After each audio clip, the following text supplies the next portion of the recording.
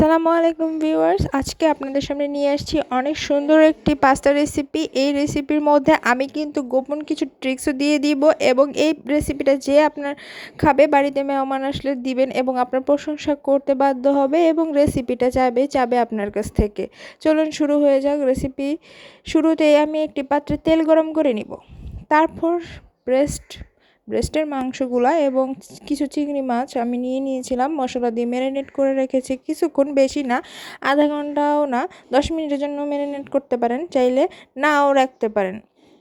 এখানে আমি বেসিক কিছু মশলা ব্যবহার করেছি, তেমন কোনো মশলা দিইনি।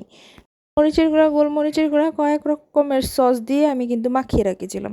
এখন দেখেন আমি খুব সুন্দর করে সাজিয়ে রেখেছি, কয়েক প্রকার সবজি, শীতের সবজিগুলো নিয়েছি। আপনারা চাইলে যে কোনো সবজি নিতে পারেন।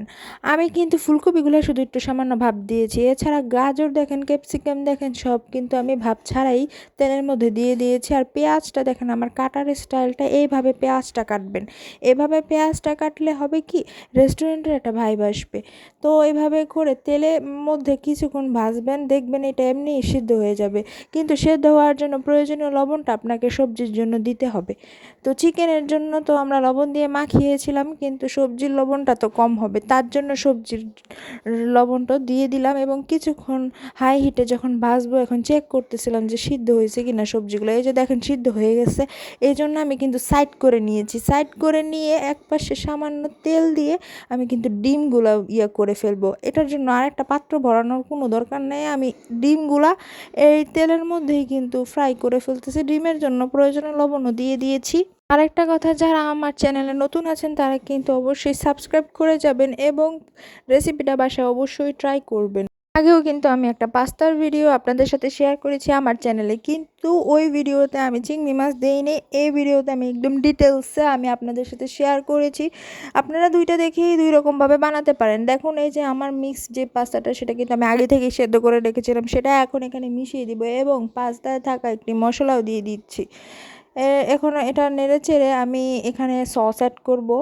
এই সসটা সামান্য, আমি কিভাবে সসটা তৈরি করছি আমি আপনাদেরকে বলি। সস দিবেন একটু, তারপর বাসায় থাকা টমেটো সস, ফিশ সস, এগুলো দিয়ে এবং একটা পাস্তার মশলা দিয়ে তারপর আপনারা এই সসটা মিক্স করে এখানে দিয়ে দিতে পারেন। এটা ছিল একটা ভালো ট্রিক্স, এটা আমি বলে দিলাম আপনাদেরকে। সস যত সুস্বাদু হবে, আপনার খাবারটা তত বেশি মজা হবে। এখন শেষে যে কাজটা করছি দেখেন, ধনেপাতা কুচি দিয়েছি, এইটা দিবেন, অবশ্যই ঘ্রাণ আসবে। এই স্মেলটা খুবই ভালো লাগে, ধনেপাতার স্মেলটা এই পাস্তার সাথে, তো অবশ্যই দেওয়ার চেষ্টা করবেন। এবং এভাবে দেখেন নেড়েচেড়ে এখনই কিন্তু আমাদের পাস্তাটা রেডি হয়ে যাবে। তো পাস্তা রেডি, এবং গরম গরম পাস্তা, তাও ভেজিটেবল পাস্তা, শীতের দিনে কত মজা হয়েছে এটা একবার বানিয়ে খেলে বুঝতে পারবেন। এই দেখুন, গরম গরম ধোয়া ওঠা পাস্তা আমি সার্ভ করে দিয়েছি বাড়িতে আসা মেহমানের জন্য। ওটা ভালো লাগলে অবশ্যই একটি লাইক দিয়ে যাবেন এবং কমেন্টে লিখবেন কে কোথা থেকে দেখছেন ভিডিওটা। আসসালামু আলাইকুম সবাইকে।